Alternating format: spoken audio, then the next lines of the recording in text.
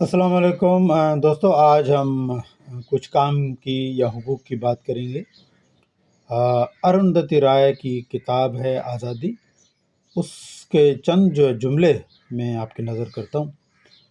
انہوں نے کہا کہ ہر اس شخص یا طبقے کے لیے آواز بلند کی جائے جو انفرادی یا اجتماعی ظلم کا شکار ہو۔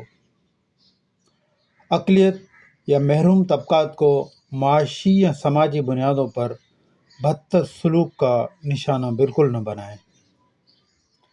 دانشور کا پہلا فرض ہے کہ وہ اپنے ملک اور معاشرے کی اصلاح کے لیے کلمہ حق بلند کرے۔ کمزور طبقات کو تلاش کر کے ان کے ساتھ کھڑا رہیں۔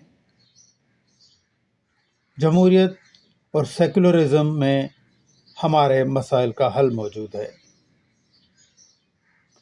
آخر میں انہوں نے کہا کہ سچ کسی ایک جانب اور کسی ایک دھڑے کی ملکیت نہیں ہے۔ تو دوستو، چند یہ باتیں جو میں نے آپ کے نظر کی وہ لکھی ہیں یا کہی ہیں اروندھتی رائے نے۔ شکریہ۔